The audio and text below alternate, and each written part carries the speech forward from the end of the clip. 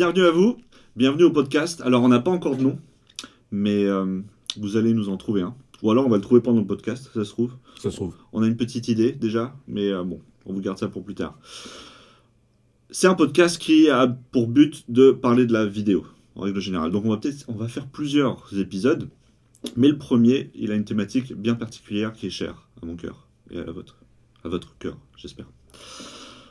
Mais pourquoi nous sommes tellement attirés par la vidéo? En fait, je regarde là, parce que pour l'instant, je m'adresse aux auditeurs. Après, je m'occuperai de vous, mes chers invités. Pourquoi sommes-nous tellement intéressés par la vidéo? Pourquoi les enfants préfèrent regarder un dessin animé plutôt que de lire un livre? Pourquoi? Parce que la vidéo, c'est attirant, parce que c'est excitant, parce que c'est simple, parce que c'est impactant. Pourquoi la vidéo prend toujours le dessus sur le reste? C'est vrai, hein. Voilà. Pour moi, la vidéo prend toujours le dessus. Dès qu'il y a une vidéo... Ma femme, quand elle regarde une vidéo, ça y est, on l'a perdue. Elle est comme ça. Enfin bref. Parce qu'elle est plus accessible, plus ludique que le livre.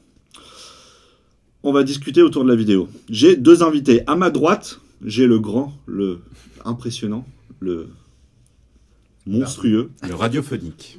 Simon Kinard, freelance et vidéaste. Simon, si tu as 2-3 mots sur toi, sur ce que tu fais au quotidien. Sur ce que je fais au quotidien, je mets en image ce que mes clients ont dans la tête et j'essaie de le faire au mieux. Voilà. Il a tout dit.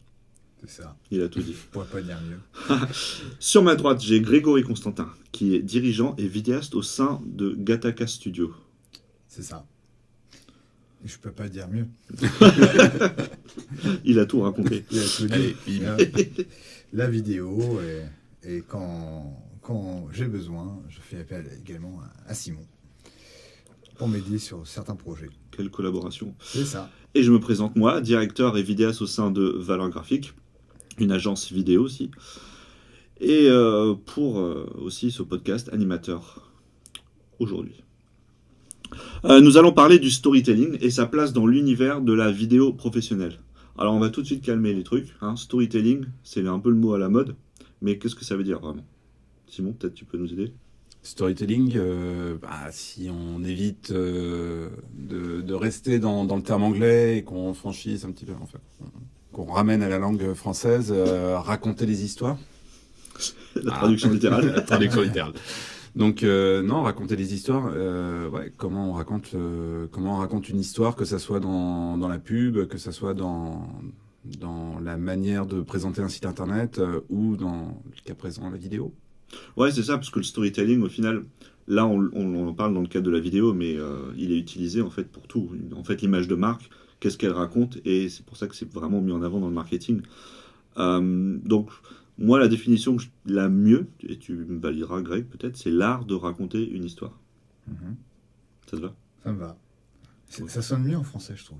Ouais, c'est vrai que c'est poétique, le c'est français. plus poétique. Ouais. Mais l'anglais est plus efficace peut-être.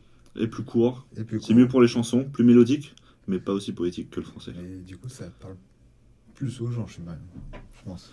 Ouais. Mais ça marcherait bien aussi en anglais. Tu peux nous la refaire encore Quoi? L'art de raconter. L'art de raconter une histoire. C'est beau. Ouais. Or the art of telling a story. C'est plus cinématique tout de suite. C'est plus cinématique. D'un seul coup, là, on met tout le monde d'accord. Ouais. Ouais. Un petit côté Tolkien là. On imagine Brad Pitt qui arrive. Ok. Vous aimez le cinéma? Eh oui. Toi, t'aimes le cinéma, Greg? Ah bah depuis longtemps, oui. Qu'est-ce Plus longtemps que vous, malheureusement. Oui. Ah, c'est le doyen. C'est ça. C'est le daron. Qu'est-ce que... C'est quoi tes... Mon rapport style, avec le cinéma ouais. Moi, le rapport avec le cinéma, c'est que je suis un peu né là-dedans, hein, étant donné que mes parents tenaient des vidéoclubs dans les années 80. J'ai grandi avec ça, je me suis fait ma culture grâce à eux, et puis après, aux livres que j'ai achetés pour découvrir les grands films cultes que évidemment, à 15-16 ans, tu peux pas avoir vu, donc... Voilà, donc j'essaie de rattraper un peu ce retard au fil des années, et c'est encore le cas aujourd'hui. Il y a énormément de films que j'ai même à la maison, que je garde au chaud pour me dire un jour je les regarderai, et il y en a encore quelques-uns, j'imagine des gros bijoux à découvrir. Ouais. Mais du coup, c'est vrai que Gataka Studio, Ah bah oui, Un côté c'est cinéma, quand même. ah oui, c'est une référence effectivement à un film qui m'a marqué. Puis bon, au moment de lancer mon entreprise, il fallait trouver un nom et voilà, j'ai pris ce nom bien évidemment en référence à Bienvenue à Gattaca, dans le sens où j'aimais bien le mot aussi, mais aussi dans le sens du film et dans le fond vraiment du scénario, ouais. Ah, mais Ouais, ouais, scénario. ouais. Moi, je dis storytelling, scénario. C'est quand même, Mm. c'est quand même bien laid, non? Il y a, il y a sans doute une proximité. Après, le scénario ne fait pas tout non plus dans, dans la manière de raconter une histoire au cinéma, et surtout au cinéma en fait. Ouais. Ouais, c'est clair, parce que le scénario, au final, c'est quoi? C'est le briefing du film. Le briefing, C'est la trame. la Ouais. trame, ouais. Mm. Et le storytelling prend en compte, et on en parlera plus tard, je pense, mais ouais, musique, cadrage, esthétique, Mouvement de caméra. Mouvement de caméra, rythme de montage, tout. tout raconte une histoire. Une Ouais. de mes références, bon, il y a Hitchcock, mais dans les contemporains, il y a De Palma, qui fait que sur certains plans de caméra, il te résume des fois peut-être 10 minutes de film si c'était filmé autrement, quoi. Michael Mann aussi, hein, en termes de cadrage et de mouvement de caméra, arrive vraiment comment dire, à communiquer Ouais. très rapidement une idée qu'il a en tête, voilà, mais juste par l'image, sans besoin de scénario, sans besoin de dialogue. Ouais. On comprend ce qui est en train de se passer à l'image. La magie de la vidéo, c'est quand même de pouvoir enchaîner 2-3 séquences et de pouvoir faire passer un message, mais qui n'est pas explicite en fait. On peut raconter quelque chose d'assez fou, quoi. Avec un contexte, on peut mettre la même image avec l'image précédente qui n'est pas la même, et en fait on change la signification de la deuxième image même. Enfin, moi je trouve ça assez fou. C'est l'effet coulé de chauffe, hein, c'est ça? J'écoute ce que tu viens de dire, ou Inception dans les termes. Beaucoup de gens savent faire des vidéos. C'est ce que je dis beaucoup. Aujourd'hui, l'accessibilité des caméras font que beaucoup de gens savent, en tout cas, prennent une caméra et pensent faire des vidéos. Qu'est-ce qui est la vraie différence entre la vidéo que va filmer mon cousin et celle que va faire un professionnel? Alors, la qualité de la caméra, enfin même la caméra en elle-même, c'est un outil. Déjà, C'est comme le stylo. Voilà. Tu prends un stylo bic, tu peux écrire des notes, tu peux écrire sur ton agenda, voilà. Mais tu peux aussi écrire de la poésie, tu peux écrire un roman, tu peux écrire des nouvelles. Ouais. En fait, c'est la manière dont tu vas utiliser ton stylo, c'est la manière dont tu vas l'utiliser pour arriver à tes fins, qui va faire que tu es soit un artiste, soit un... Néophyte, Voilà. amateur. Ouais, C'est ça. le matériel, la caméra, enfin, l'histoire de raconter un film, créer un film de qualité, je pense que c'est surtout l'histoire qui est importante avant tout, avant les belles images, etc. Parce que tu peux avoir de très belles images et juste la vidéo soit vraiment ennuyante à mourir, quoi. Donc, Complètement, parce que j'ai l'impression qu'aujourd'hui, c'est la course à la qualité, la course ou même à la localité aussi. C'est un endroit de fou et c'est un peu le même problème pour la photographie. C'est un peu la course à ce qui est beau et du coup la qualité. Donc j'achète le dernier drone, j'achète la dernière caméra, le dernier objectif, c'est génial. Mais moi j'ai vu des films ou des publicités avec un storytelling incroyable et on a utilisé des vieilles caméras, ce qu'il y a sous la main et c'est ça oui, la et puis beauté de l'art. aujourd'hui, il y en Et a ça qui marche. arrivent même à tourner des longs métrages avec des téléphones portables. Enfin, l'outil aujourd'hui, enfin, je veux dire, peu importe. N'importe l'outil, Voilà, aujourd'hui, ça. on peut filmer de très, très, très beaux films avec un téléphone portable. Mais ce qui est important avant tout, c'est l'histoire que tu vas raconter.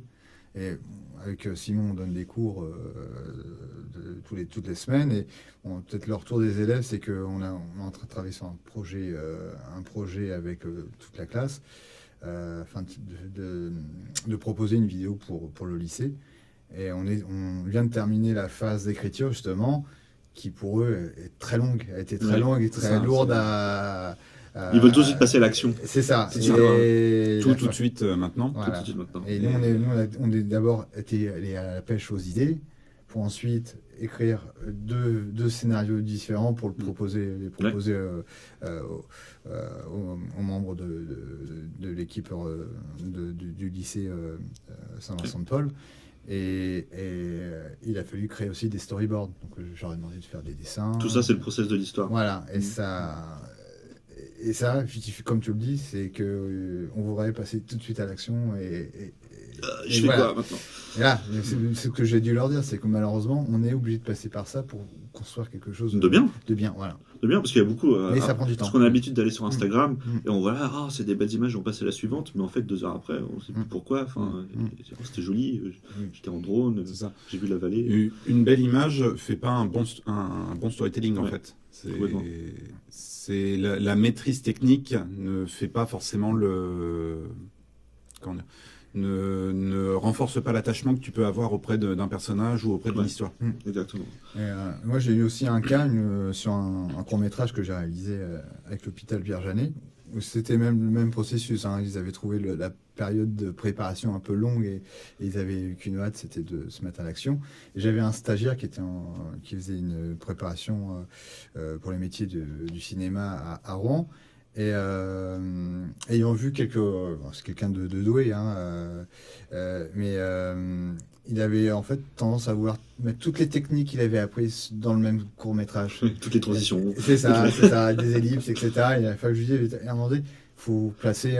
Il y avait une ellipse, il y avait un plan séquence, tout était dedans. Et je dis, à un moment donné, faut mettre ses La plans, technique doit servir l'histoire, toujours. Ça, j'arrête pas de le répéter. La technique sert l'histoire. On part pas d'une technique, on crée une histoire. On prend l'histoire et on se dit, ok, maintenant, une fois que j'ai fixé mon histoire, quelle meilleure technique pour servir cette histoire? Je vais passer une question, parce qu'on va parler d'un type de vidéo bien spécifique, parce que c'est sûr que le storytelling dans le cinéma, ok, dans les courts-métrages, ça, tout le monde l'a. J'en sais que c'est important.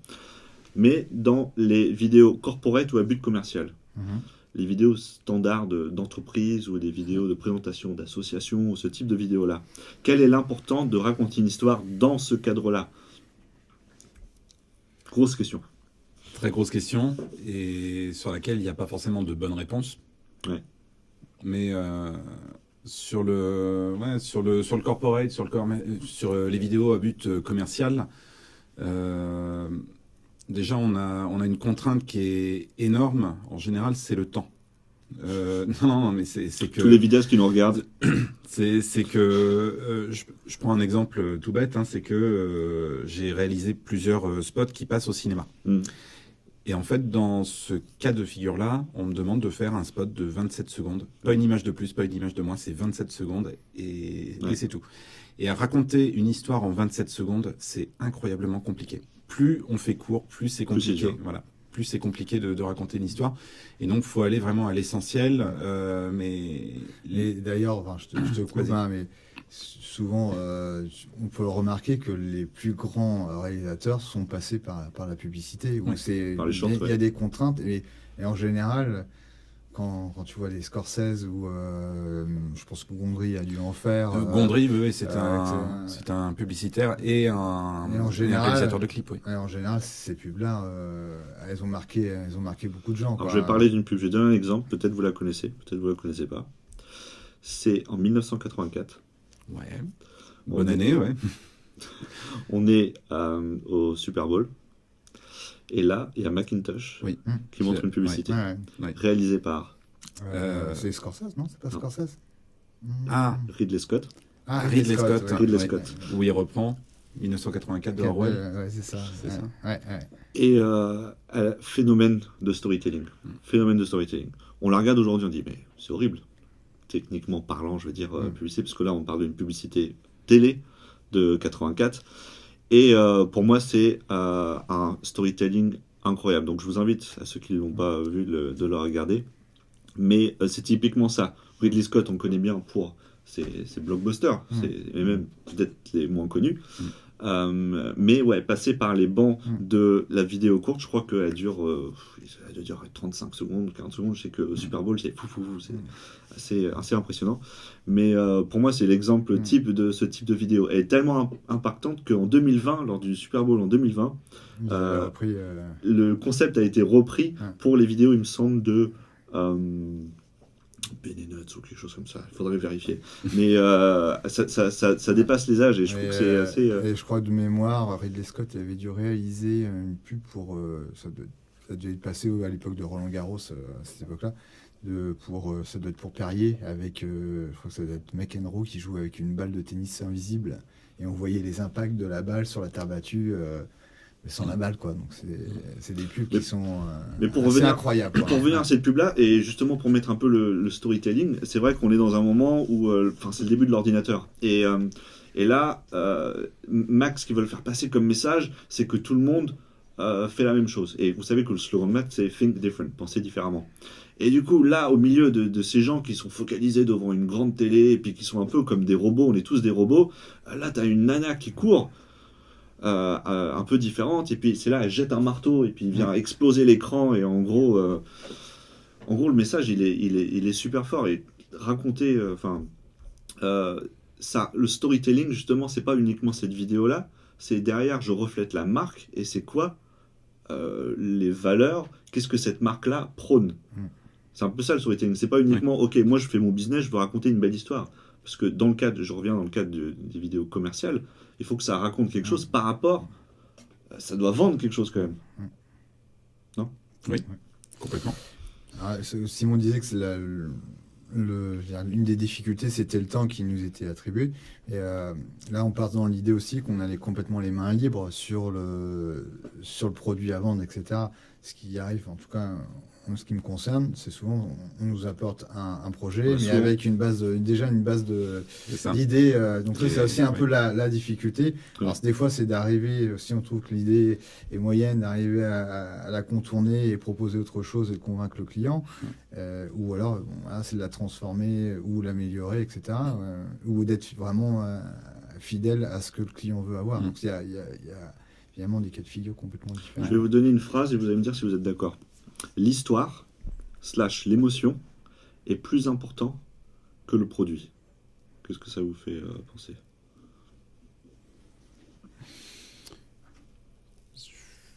Tu me laisses combien de temps là pour répondre ? Vous avez 2 heures. On va faire une pause, une réclame, comme on disait à l'époque. Et non, en gros, avec des pubs réalisées par qui ? Non, mais en gros, souvent, on veut vendre le produit. Regardez, je veux t'acheter une tasse, mais est-ce que l'émotion que me procure cette tasse est plus important que cette tasse ? Champion du monde. Exactement, voilà.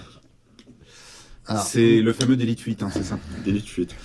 Moi, là-dessus, j'ai peut-être une petite anecdote. Alors, je sais pas si ça rejoint ce que tu veux nous faire dire, mais je sais pas si bien évidemment, vous connaissez Ardisson, qui est issu du monde de la publicité, et qui expliquait, par exemple, pour une pub comme Tropico, je pense que vous connaissez tous le slogan, quand c'est trop, c'est Tropico, et que, en fait, cette idée-là, elle leur est venue au bout de 5 minutes, quoi. Ouais. Et en fait, tout le boulot qu'ils avaient à fournir, c'était d'expliquer comment ils étaient arrivés à cette idée-là. Donc, en fait, ce qui était plus long le travail le plus long était de raconter comment on était arrivé à ce slogan. Alors, j'ai peut-être un début de réponse. Est-ce que l'émotion que tu procures via l'objet est plus importante que l'objet en lui-même ? C'est peut-être la différence qu'il va y avoir entre quelqu'un qui fait vraiment du marketing et un artiste ou un artisan de l'image vraiment qui va aller chercher la fibre sensible peut-être du spectateur. Donc on a vraiment 2 démarches différentes. Je dis pas que l'une est meilleure que l'autre, je dis juste que les 2 démarches sont différentes et que quelqu'un qui va penser mercantile, quelqu'un qui va penser marketing, va penser à l'objet, la promotion de l'objet, et quelqu'un qui va vraiment travailler sur le storytelling ou sur l'image va plus penser à l'émotionnel. Ouais. C'est ça. Moi, je trouve que de la base du storytelling, dans le cadre dans lequel on parle, là, on doit adresser les émotions et pas adresser l'objet. Parce que quand on adresse l'objet, on va commencer à parler des techniques. Alors, elle fait 20 cm de haut, de large, elle conserve tant de temps, etc. Là, ça va être purement du basique marketing. Mais ça ne va pas procurer des émotions à celui qui regarde. Moi, ce que j'ai envie de savoir, c'est que j'ai envie de voir une image de quelqu'un qui arrive au bureau et qui est content et qui va arriver derrière sa chaise et qui va commencer une bonne journée, qui a une bonne relation avec les autres. Et en fait, je me suis défocalisé de ça. Mais en fait, tout ça, c'est possible grâce à ce produit-là. Et du coup, indirectement, on est attiré par le produit. C'est un peu ça le storytelling. Wow. Wow. Bon. Bravo. Quelle histoire vais-je raconter avec ce produit? C'est ça en fait, la thématique. Et je pense que c'est un peu le cœur du message. Quelles émotions je vais procurer, quelle histoire je vais pouvoir raconter. Est-ce que je peux sortir une anecdote personnelle? Oh, vas-y, avec plaisir. Alors, je vais faire un petit jingle. Anecdote personnelle de Simon Caillard. Rappelez-vous-en. On m'a fait une commande d'un film promotionnel pour une entreprise qui fait du traitement de déchets à destination des travaux publics, des remblais, voilà, pour les routes. Donc en gros, c'est des cailloux. Voilà, on m'a demandé de filmer des cailloux. Et la demande spécifique du patron de la boîte qui m'a fait la commande, c'est bon bah voilà, j'ai des cailloux qui sont pas très jolis et il faut arriver à me les rendre sexy pour les besoins. J'aime bien ça. Pour les besoins du film. Il faut que ce soit sexy. Et j'ai fait, ok, bon, ça marche. Et en fait, la manière la plus efficace en fait de rendre ça sexy, en fait, c'est tout simplement de parler non pas du produit en lui-même, mais d'aller chercher les valeurs qui sont transmises justement par la boîte, comme quoi c'est du recyclage, qu'il y a une démarche écologique. Alors le patron m'a demandé de caler à la toute fin une phrase de Saint-Exupéry, c'est on n'hérite pas de la terre de nos ancêtres, mais on l'emprunte à nos enfants. Voilà, boum, voilà. Oui. Et en fait, tu termines la vidéo là-dessus, Ouais. sur un fond blanc avec le joli logo qui apparaît en fondu. Et ben voilà, on a totalement remporté le truc à ce moment-là, tout en filmant des cailloux qui n'étaient pas sexy à la base. Exactement. Mais c'est exactement ça. C'est souvent c'est ça le brief. Comment ça peut être sexy. Et ensuite on détourne l'attention vers les valeurs, vers. Moi j'en ai vu une là récemment. Je trouve je pense je sais pas de quand date la vidéo, mais j'essaie de vous la résumer en quelques mots. En fait, on voit un chien dans une salle d'embarquement dans un aéroport, et un chien qui aboie après un passager qui passe la porte de détection. Ouais. Donc évidemment, tout le monde regarde le passager, il commence à le fouiller, à vider sa valise. Donc en fait, dans la vidéo, tu sais, mais où est-ce que ça nous mène? Qu'est-ce qu'ils veulent nous vendre? En fait, c'est ça. Je trouve que ces vidéos-là sont réussies parce que jusqu'à la fin, tu dis, mais c'est quoi le sujet, quoi, ouais. Et on voit que le chien continue à aboyer, donc comme ils ont ouvert la valise, ils voient qu'il y a un ours, ils ouvrent l'ours et le fouillent, donc on se dit, ils vont trouver de la drogue ou je sais pas quoi. Et ça continue, puis il n'y a plus rien dans la valise, donc ça continue. Donc la fouille, ça va être...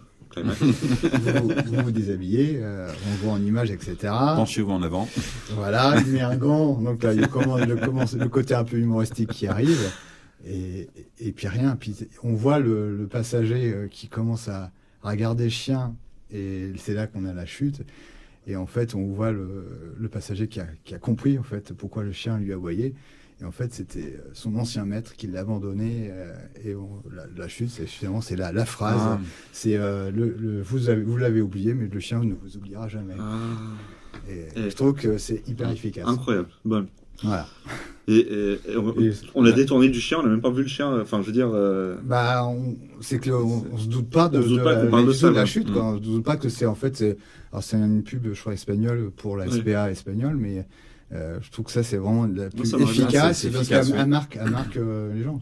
Il y a Ken Adams, je ne sais pas si vous connaissez Ken Adams. Non. Donc c'est un dramaturge et un grand enseignant.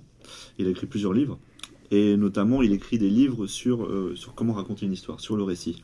Et il a découpé le récit en 7 étapes. Et moi j'utilise souvent ça, et je trouve ça hyper pertinent, je vais vous le dire. Il a découpé en 7 étapes, mais avec un début de phrase. Je vais vous le lire en entier. Et puis après, on peut peut-être découper parler de cette structure de récit. Il était une fois, chaque jour, mais un jour, à cause de ça aussi, jusqu'à ce que finalement, et depuis ce jour. Oui, là, ce que tu es en train de nous expliquer, c'est que toutes les histoires elles ont une structure en fait. C'est ça. Il y a la fameuse structure où on a cette C'est- courbe jusqu'au ouais. climax. Après, on peut jouer avec. On sait Mm. très bien jusqu'au climax. Et après, on vient vers une certaine résolution. Et maintenant, et on ouvre vers depuis ce jour. Ah oui, là ce que tu dis aussi, c'est important aussi de le souligner, effectivement, c'est d'expliquer qu'une histoire, ça s'écrit, il y a une structure, en fait, c'est comme une poésie, il y a presque des règles. Bon, là, tu me dis comment il s'appelle Ken Adams. Ken Adams, ouais. Pas Kev. Non. Ken Adams, qui est peut-être au courant, parce que je pense qu'il doit écrire un peu ses sketchs, etc. Mais je pense qu'effectivement, quand tu écris une histoire, il y a quelques règles à... J'imagine que tous les réalisateurs de films long métrage, etc., partent sur quand même C'est sûr, plus c'est court, plus c'est compliqué. Plus Plus c'est compliqué, il faut oui. passer des étapes. Mais grosso modo, c'est le sujet. Il était une fois. Et après, il y a... On plante le décor. On plante le décor. Chaque jour, il met un jour Élément déclencheur. élément déclencheur. À cause de ça, on monte. Et ça, boum. Et ça, et ça, et ça. Pivot. Jusqu'à ce que, C'est ça. finalement, boum. Alors, Et depuis ce moment-là. alors, par rapport à ce que tu dis, c'est que... Bon, là, je sais pas, il a quel âge, ce monsieur-là, tu Il est sais mort. Il est mort. Non, je suis pas sûr, hein, je dis ça. C'était juste pour la chute.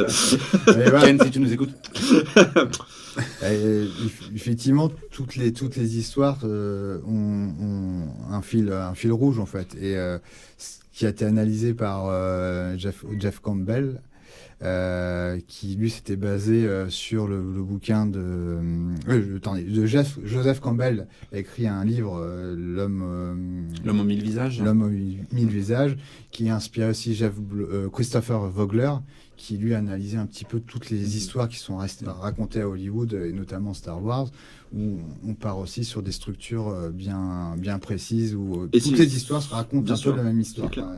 C'est clair. Je vais passer à la dernière partie qui est est-ce qu'on peut donner quelques ingrédients d'un bon storytelling?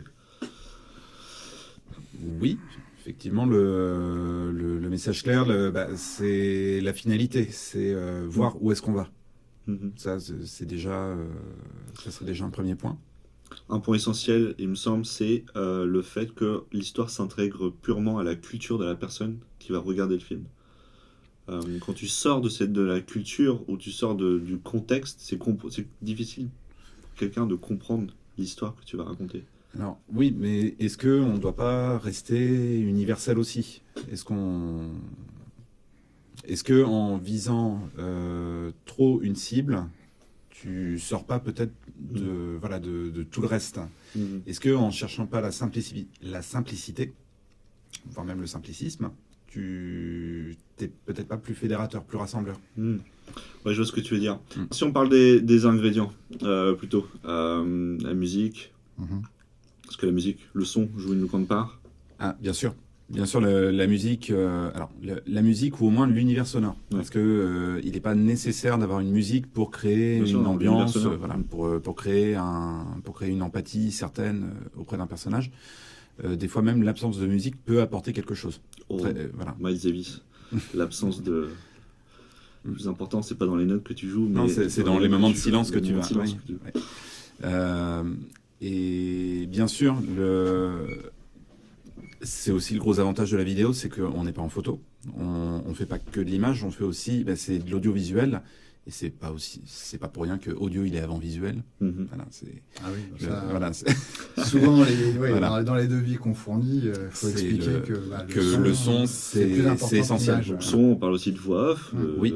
ce qui est raconté, la personne qui raconte l'histoire. Et voilà, on parle de son, c'est qu'une vidéo, si le son est mauvais, La vidéo, on tu la regardera tu la pas. regardera pas au bout. Non. Alors qu'à l'inverse, on parlait au très début de juste. l'émission, c'est que tu peux regarder une vidéo avec une qualité médiocre et il manque le son et On n'y pense pas. est agréable. Mais effectivement, le choix d'un univers sonore, le choix d'une voix off, ce que tu disais, le choix de la bonne voix off qui va vraiment faire la différence. Je ressors encore une anecdote. J'ai été producteur d'un docu-fiction sur les bombardements qu'il y a eu au Havre en 1944. Et au départ, c'est moi qui faisais la première voix off. Bon, et puis j'étais pas hyper satisfait. Et en fait, on parle du destin notamment de 4 dames qu'on a interviewées, voilà, qui ont vécu les bombardements, qui ont vécu ces années-là. Et on se concentre vraiment sur des personnages féminins pendant le film. On s'en est aperçu que très tard, en fait, qu'on était vraiment que sur des destins de femmes. Et en fait, à ce moment-là, il nous a paru évident que non, la voix off, fallait surtout pas que ça soit un homme, fallait que ça soit une femme. Il fallait que ça soit une femme qui soit proche, en fait, de ces dames-là, telles qu'elles étaient à l'époque qu'on est en train de raconter. Donc, plutôt une jeune femme et avec une voix posée, douce, voilà, mais qui va transmettre peut-être plus facilement quelque chose. Donc, ce que tu disais, le choix de la voix off, c'est essentiel. C'est essentiel, je suis d'accord. On a plusieurs fois, une fois, on a fait toute une belle vidéo, et pour faire un test, j'ai fait moi-même la voix off. On a envoyé ça au client, on n'aurait jamais dû faire. Ah, la voix, ça marche pas, ça marche pas. Puis, vous savez, non, mais c'est pour essayer. Non, mais il faut toujours envoyer la version, la version la plus proche de la fin au client, parce qu'ils ont du mal à se projeter toujours sur. C'est pas facile non plus. Non, c'est pas facile de se projeter, c'est sûr. Au niveau budget, tu peux pas faire des tests. Ouais, on est bien obligé. Des fois, de simuler certaines choses. Un chanteur, un compositeur, il va écrire des chansons. Faire une petite maquette, quoi. Pour Céline Dion, il va être obligé de chanter la chanson à Céline Dion avant de lui dire chante là, quoi. Complètement. Et Donc, évidemment, entre moi qui écris une chanson à Céline Dion puis Céline Dion qui la chante, il y aura une. Il y a un fossé. Plus qu'un fossé. Il y a l'Atlantique, oui. Voilà, on n'en parle pas. Donc, ouais, le son, on a la voix off, mais on peut aussi parler de mouvement de caméra et de cadrage. Oui. Ça, ouais. Et ça, le mouvement de caméra, bon, évidemment, il peut y avoir des choses qui sont faites instinctivement pendant le tournage, mais pour moi, on peut pas partir sur un tournage d'une vidéo sans passer par le storyboard, quoi. Sans passer par le storyboard et sans avoir bien réfléchi à qu'est-ce qu'on veut raconter et comment le raconter au mieux. Ouais. Là, je vais pas prendre une anecdote personnelle, je prends Michael Mann, le film Hit. Il y a une séquence qui peut paraître assez anodine, en fait. C'est la première rencontre entre... enfin, c'est pas tout à fait la première rencontre, mais c'est le moment où Robert De Niro commence à fréquenter le woman interest du film, donc qui va devenir plus tard sa petite amie. Et en fait, c'est cette première discussion qu'il y a entre les deux. Et la caméra est vraiment derrière eux tant que De Niro reste froid, méthodique et tout ça, distant. Et en fait, à un moment, il comprend qu'il l'a peut-être envoyé chier un peu trop sèchement. Et en fait, il revient sur son comportement. Il devient un peu plus ouvert. Et il y a juste un mouvement de caméra qui passe de derrière eux à devant eux. Et après, il y a toujours le champ contre champ, mais qui a basculé de derrière eux à devant eux. Ouais. Et curieusement, en fait, c'est juste ce mouvement de caméra permet au spectateur de mieux comprendre la psychologie des deux personnages. Ouais. Voilà. Donc, en un mouvement de caméra, on peut facilement expliquer quelque chose. Si t'es dedans, si t'es dehors, si t'es avec, si t'es au-dessus. C'est exactement ça. C'est incroyable. Je suis vraiment fan des mots. Et ça se renouvelle en permanence. Oui. Il y a des fois de la créativité incroyable dans les films modernes. Donc, ouais. Et pour ça, je pense que quand ils sont sur leur scénario et ils commencent à réaliser leur storyboard, je pense qu'ils doivent à un moment donné se dire comment on pourrait résumer tel passage du film en peu de temps, ou finalement que ça soit plus facile à comprendre. On a souvent l'occasion avec Simon de présenter le passage du Silence des agneaux. Là, en plus, il n'y a pas très longtemps, on a passé un passage de Eternal Sunshine, je crois, de Gondry, où il y a un plan séquence qui fait qu'en quelques minutes, tu racontes une année entière, quoi. Donc, c'est incroyable, ça. Et ça, je pense que je pense qu'à la base, tu écris le scénario et tu penses pas au mouvement de caméra, mais c'est une fois que tu es dans le storyboard que tu te dis, tiens... Birdman est énorme. Oui. En plan séquence, Birdman, regardez Birdman, ceux qui nous regardent. 1917 aussi. En fait, beaucoup de films en plan séquence racontent beaucoup plus que ce que le scénario veut bien nous laisser entendre. Oui, il y a aussi un plan comme dans le Soldat Ryan, il y a une ellipse qui permet de passer il y a 50 ou 60 années d'écart entre le moment... Ouais, on passe de 44 à 94, quoi. Le film est beaucoup plus vieux que je le pensais, mais... 90, non, pas 94, 97, mais voilà, on est dans cette... Mais voilà, c'est vrai qu'un mouvement de caméra peut te te permettre Peut-être. d'avoir un film beaucoup plus facile à digérer, on dirait, parce que Et il y a beaucoup d'autres techniques. Je vais devoir boucler le podcast. passage. Oh non. On pourrait discuter des heures sur le cinéma, mais on reviendra et on reparlera de différents thèmes. Mais je pense que si on peut résumer et donner une petite clé, je pense que l'humain est attiré par les histoires. Toujours. Oui. Depuis le début. On Oui. écrivait dans les cavernes des dans la histoires. caverne, c'est ça. L'humain est attiré. Les dessins dans les grottes. C'est ça. des L'humain est contes. attiré par les histoires. Et si on veut toucher l'humain, il faut raconter une histoire. C'est résumé. C'est très bien dit. Sur ce, merci de nous avoir suivis. Merci d'avoir écouté et pris le temps d'écouter ces deux personnes bien passionnantes. Et merci de nous avoir Stéphane, invités. ouais. Ouais. Et on vous retrouvera sur un prochain podcast. Bonne journée à vous.